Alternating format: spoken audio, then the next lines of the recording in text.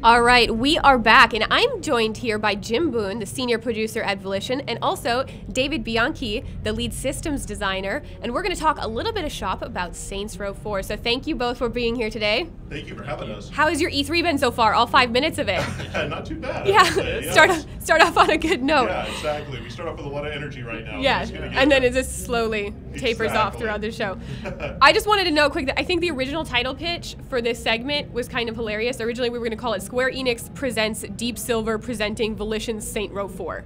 And I think that's awesome. I think that would have fit nicely onto our cards. Very appropriate for our game. Yes. So we're going to actually do a live demo here, which has not been seen before by the public. E3 is kind of where you guys are debuting it. Yes. So is there anything that either of you guys want to relay before we jump into it?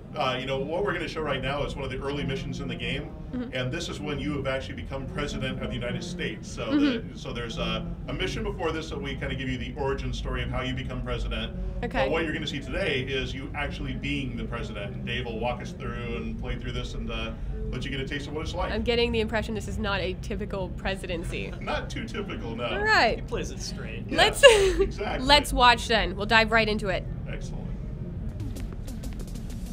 This is a problem. It's not a problem. You alienated part of America. I alienated crazy people. You couldn't resist, could you? Jesus, not you two. This is a problem. I keep trying to explain that, but the president won't listen.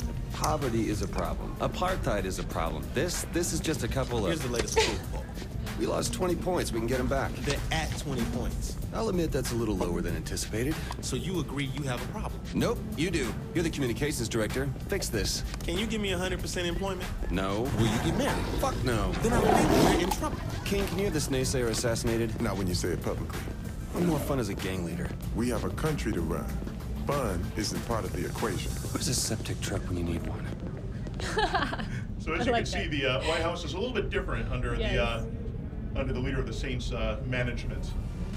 And now we're going to see him actually being the president, making some very important decisions. Come on, Keith, have some good news. The tough choices. Yeah, so first you're going to talk with Vice President Keith David. Schedules a press conference for this early in the morning. Is it like news for them? We've got enough clout right now for one major bill, not both. What do you want me to push forward? Do you want to be the president who cured cancer or the president who solved world hunger? Oh, Very important decision that Dave has to make here. That really is a kind of mean decision. Yeah. Oh. I think we're gonna feed the hungry today, though. Yeah. Speaking of hunger, tell the kitchen to send up a burger. Good choice. I'm disappointed by that decision. That's no right answer. I hope Kenzie's It's keeping all about sharks clear at bay. choice. Yes. Real meaningful decisions. That's right, exactly. Now, you listen here. If you think you can cram your agenda past Congress, you are in for a rude awakening. You hear me? Now, let me tell you a little something about the greatest word in politics. Filibuster. So here we get to see the president decide how to do politics in the White House. Equally hard decision. Yes, indeed. You gotta take the high road. Ow, my face!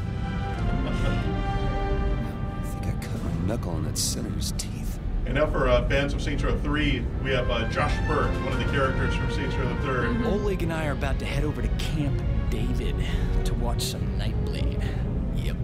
You down? Boom! And save me some popcorn this time. And Oleg, one of our other characters from Saints Row the 3rd. Makes a nice cameo. Nice work, Oleg.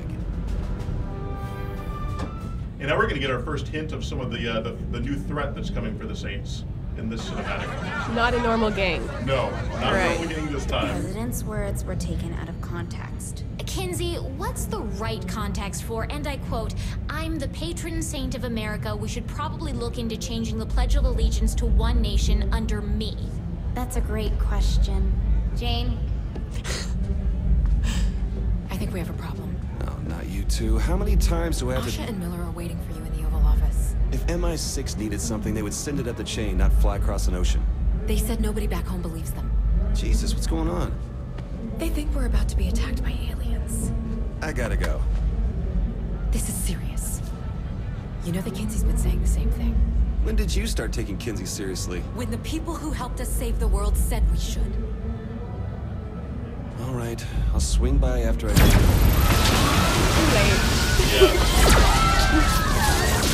Now we see the aliens invade.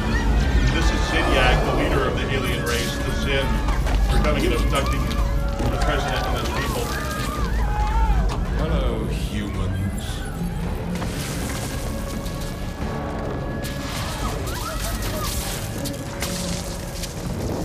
Ladies and gentlemen, this is not a time for fear, but a time for celebration. Today, the best and brightest among you will find salvation within the Zin Empire. I'm smarter than all these people. Delightful. Kenzie, no! Protect the president! I do love your spirit, my dear. I'm Zinyak. Pleasure to meet you. Would you like to join me for a ride? Splendid. So now it's time for the president to take the fight to the aliens to try to win back his White House. I like how quick we're getting into it. Yes. So the first thing he's got to do, of course, is to arm himself. So he's got to get to the Oval Office. And along the way, he's going to encounter... Every 5 steps. These are one of the grunts. So these are the base units of the Zin. There you are. And here you're seeing Asha Odekar. She's one of the new members that are going to join the president. She's a member of MI6. She was one of the first ones to try to communicate the alien invasion. Give him a warning. Yeah.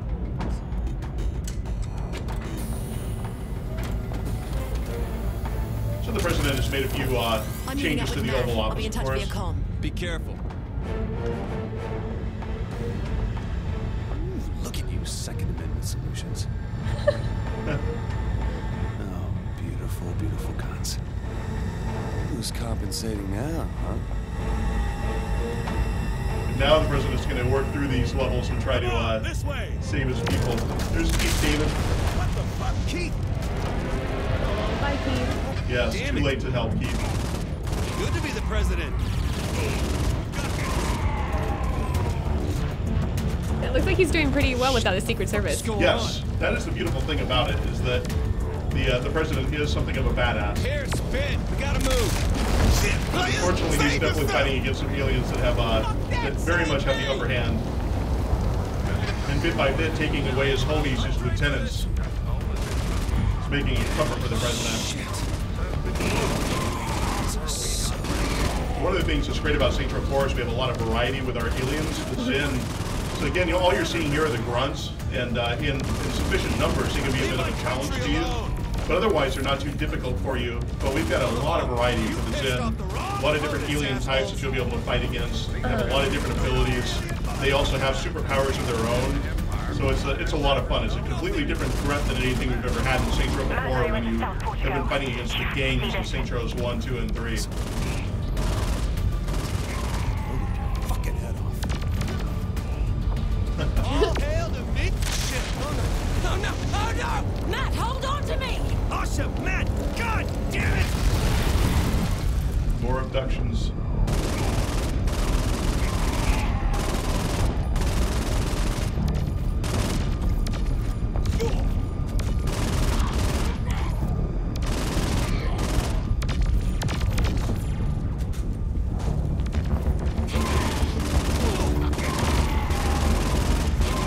In a second here, we're going to see the president take out one of his special weapons. Holy shit, how many of you are there? Bird to Ernie. Activate South Portico defenses. Let's do this, you We have the White House cannon. Oh, nice. Yes. Just good to have it. Of course. You never know when you might need it. And the president is well equipped to be able to handle anything. So now he's going to be able to start to take the battle to the UFOs that are invading the White House. Up above it, we can see the mothership that Zinyak has brought in. Yeah. Shouldn't have fucked with the president! Come get a taste! I'll shoot down every last one of you! You stole my crew.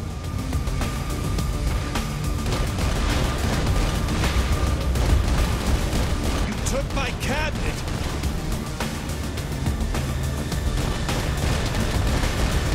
You think you can come here and fuck with my country? This is for Lady Liberty. This one's for Uncle Sam. Of course, we have our classic Space Invader Yeah. segment. It's looking to get intense.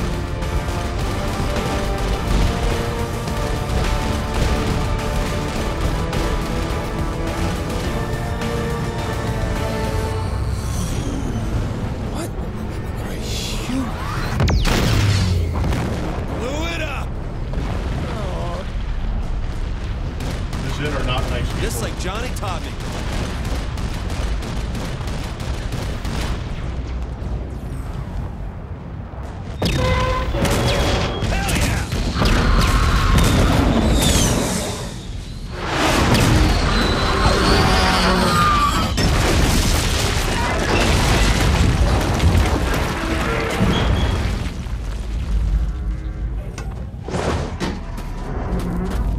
Now it's time for the president to take the fight to Zinyak himself.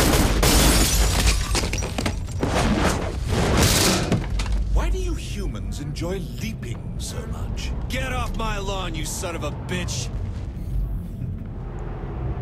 They're very articulate aliens. Yes, absolutely. Kind of polite. Yeah.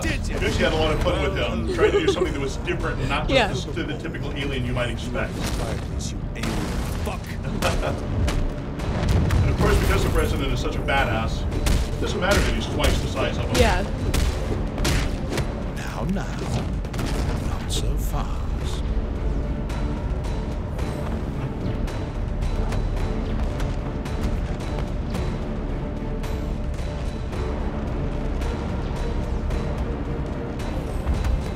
Say goodnight.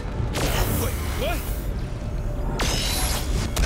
Now the president It'd be handy to have that. Yeah, it would, wouldn't it? Exactly. Did you really think you could stop? Now Zinyak is using some of his superpowered abilities against the president. Is there anything more charming?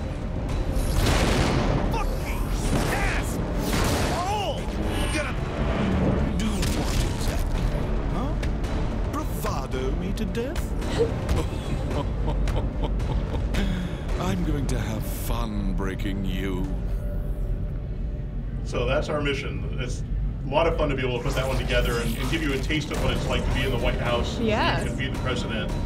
And what we're going to show you now, we're actually going to go into the open world. So this is taking place much further in the game. Okay. The character has a ton of different abilities and upgrades that you'll slowly learn as you go through the game. But now this is our twisted version of Steelport. It's a very different sort of version. It's much more twisted. It's got a lot of verticality to it with these alien towers. Occupied? It is, Steelport? exactly right. Okay. Yeah. And your job is to go around and just cause as much mayhem as possible. Here you're going to see Dave be able to use these superpowers. So super jumping, gliding, dashing through the air. It's a totally different way to be able to experience the world. This is Death from Above, one of our abilities. This is a great one. Just go flying through the air, come crash to the ground. Anything that's nearby gets destroyed. It's a lot of fun. You'll see a lot of different effects in the world also. We try to do a lot to pay off the fact that this is a different virtual sort of version of Steelport. Okay. And one of the things you're seeing right now with the weapons that Dave is using, these are our new weapon costumes and weapon skins. So you see this kind of wireframe looking pistol. We also have a machine gun that looks like a water gun. It's a way that we've been able to extend the customization of the game. So players will now be able to take their weapons and be able to change the look of them. So what is a normal machine gun and functions like it exactly like it normally would is now looking like a giant squirt gun. Yeah. And you can upgrade it. You can do anything that you want with the weapon, but it allows you to just get that much more variety into the look of your character. We have a lot of different customization as well in terms of the look of the character. We've brought back a number of different outfits from Saints Row 3, some of our most popular ones, because for the first time ever, when you customize your character in Saints Row the 3rd, you'll be able to bring that into Saints Row 4. So we wanted to be able to allow you to bring some of those different items with you. And we have a ton of new ones as well that you'll be able to put together. And so customization is still very much at the forefront of Saints Row. What are these clusters you're collecting? Yeah, so these clusters, these are one of the most addictive parts of our game. We've got a ton of different collectibles throughout the world. And these clusters here you will collect those clusters, and ultimately it's a currency you use to be able to upgrade your superpowers. Okay.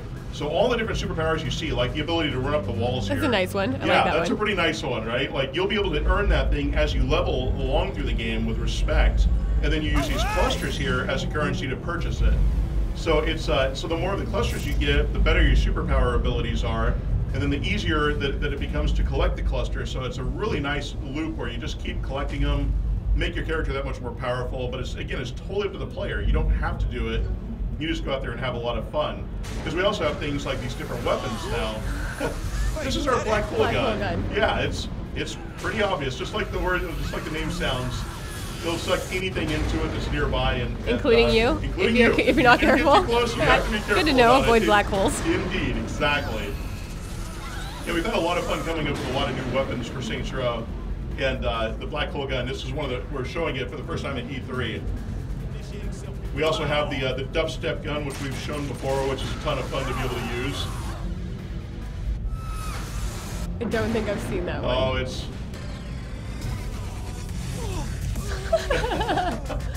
We kill people with the power of dubstep. As they die, they will dance. The cars will bounce. Everything reacts to it. That's hilarious. Yeah, it's a ton of fun to be able to use this. Go out in style. Exactly. And, I was talking about how we have these different looks for the different weapons. You'll actually be able to change the look of the dubstep gun also with a couple of different weapon skins. And depending on which one you use, we'll actually have a different soundtrack that we'll be able to use for each one. Okay. So you see some of the police cars, ZPD. Are these humans that are kind of rallying under the aliens, or are you only combating aliens in the game? It's you kind of fight a little bit of everything. Yeah. So the police that you're seeing there, and they're all a virtual representation of the Zen. They start off as humans, and then as you start to escalate your notoriety, you'll see them actually transmogrify from being the police and turn into the aliens. Okay. And the aliens are the more powerful ones. And as you keep fighting the aliens, more powerful aliens will come in. So now you're starting to see the aliens come in because Dave's done enough damage in the world that they're starting to arrive. Okay. He's using his laser sword here to be able to take them out. That's a cool car. Yeah. Those are the Zin's automobiles. You'll be able to collect the vehicles just like you could in any other Saints Row game. And in this case, you'll be able to virtually be able to deliver them. So you'll just be standing here. You'll be able to collect the cars, drop in the car, drive wherever you want. But what we find is most people tend to use the superpowers to be able to roam around the world. Yeah, it seems like there'd be a lot more just kind of free roaming than sticking to the streets this time around. Absolutely. And here you're seeing some of the offensive superpowers that Dave's able to use. So he just used telekinesis to pick up a car with his mind and be able to throw it at the enemy. But you gotta be careful not to get caught on fire yourself. That's a really powerful one. And ultimately, as you continue to upgrade telekinesis, you'll be able to pick up larger vehicles. So ultimately, you'll be able to pick up tanks and dump trucks and fling those around and upgrade the amount of distance that you can fling it. It's a really powerful ability. Can you speak to a little bit the origin of these superpowers? Yeah, definitely. So the superpowers, you'll actually get these offensive ones as you go through the main missions. So there's it's an open world game, so there's a lot of freedom of choice in terms of what you want to do. But when you're doing the actual missions, that's what you'll do to be able to get these superpowers. So when you see things like telekinesis or stomp, which Dave is using here, you'll get that through the main course of the progression of the missions. But then as you continue through the open world, there's a ton of different rewards that you unlock, and that's what you use to upgrade the different superpower abilities. So that way we try to incentivize it, so whatever you want to do, if you just want to play through the missions, there's a lot of cool upgrades for you to do there. Or if you just want to go around in the open world and have fun, there's a ton of rewards for you there as well. Is that one that you just used? Exactly, yeah. So this one is Blast, and yeah, it will freeze anything it hits. It'll freeze vehicles, it'll freeze people, and freeze them solid. It's a ton of fun to be able to use. There's going to be a lot of collateral damage in this game. Exactly, yeah there really is. Yeah, and you can punch them and just shatter them into 1,000 pieces. And then where it's really fun is to be able to use something like Blast there, and then back it up with Stomp. So now they're all frozen. I use Stomp and it shatters them into a ton of pieces. So the abilities are designed to be used with each other because they have their own recharge timers on each individual ability. Yeah, using Blast is great against airborne enemies because it'll just freeze them and send them crashing to the ground. Yeah, and another one of the offensive superpowered abilities that we have, Dave's about to show here, is called Buff. And what this does is it sets you on fire, and anyone that you get close to will be set on fire as well. And when you shoot anyone, your bullets are also incendiary rounds, so it'll catch them on fire. So it's a great one to be able to use. Exactly.